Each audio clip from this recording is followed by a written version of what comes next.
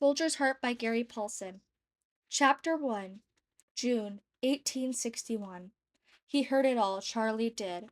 Heard the drums and songs and slogans and knew what everybody in his rooster was crowing. There was going to be a shooting war. They were having a town meeting and nailing up posters all over Minnesota, and the excitement was so high. Charley had seen girls faint at the meetings, just faint from the noise and the hullabaloo. It was better than a circus, or what he thought was a circus must be like. He never seen one. He never seen anything but Winona, Minnesota, and the river 5 miles each way from town.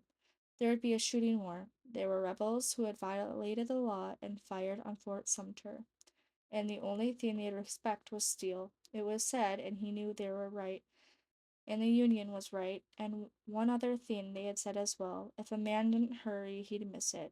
The only shooting war to come in a man's life, and if a man didn't step right along, he'd miss the whole thing. Charley didn't figure to miss it. The only problem was that Charley wasn't rightly a man yet, at least not to many. He was 15, while he worked as a man worked in the fields all of a day and into the night, and looked like a man standing tall and just a bit thin with hands so big they covered a stove lid. He didn't make a beard yet, and his voice had only just dropped enough so he could talk with men. If they knew, he thought, if they knew he was 15, they wouldn't take him at all. But Charley watched, and Charley listened, and Charley learned. Minnesota was forming a volunteer regiment to go off and fight. It would have a near on 1,000 men when it was full, men from Winona and Taylor's Falls and Mankato, and as far as north as Sherwood from the capital, St. Paul as well. 1,000 men, and Charley had learned one thing about an army. One part of an army didn't always know the business of another part.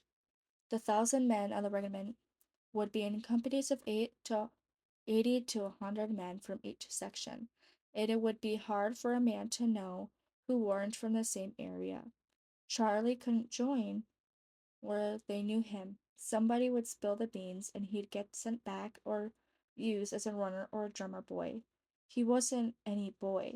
He was going to sign his fight as a man, and he knew a way to do it. They would gather at Fort Snelling up along the Mississippi. All the companies from all the towns would assemble there before they went off to fight. He'd just take him a walk.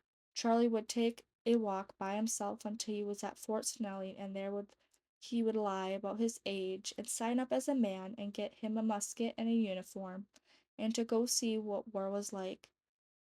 I don't get into any trouble, Ma, he said, wrapping up some bread and some cold potatoes and a half-roast chicken and some tow cotton. Plus, they'll be paying me. I hear they give $11 a month. I'll send most of it on home to you and Orrin. Orrin was his younger brother. You can use the money so I won't be under your feet all the time. You aren't under my feet. She hated it when I talked fast. He always got his way when he talked fast. He'd smile, and that cowlick would stand up in the back, and he would talk fast, and she couldn't keep him from what he wanted. He was a good boy, as good as they came, but ever since his father, Paul, had been kicked to his death by a horse gone mad when a swarm of bees landed on it, Charley only had to smile and talk fast when he got his way. You haven't ever been under my feet. Same as, he said, shaking his head. I am always in the way. Best I go off and see what the big fuss is all about. You ain't but a boy, and I've got to be a man sometime. You've said it more than once yourself, Charley. You said, you've got to be a man. Well, here it is, my chance to be a man. A boy won't go off to earn $11 a month and wear a uniform. Only a man.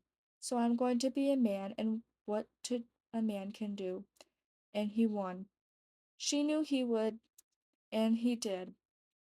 And he took his bread and cold potatoes and chicken and left home, walking down the road for Fort Snelling. And if she had known what was to come of it, if she had known and could tell him what would come of it, she would have fought to drag him back and let the federal government keep their $11 a month. But she had heard the songs and slogans and seen the parades and had been to the meetings and thought of her son. Charley leaving, she did not think it would be so bad. Nobody thought of it. it would be so bad. Nobody thought it could be so bad.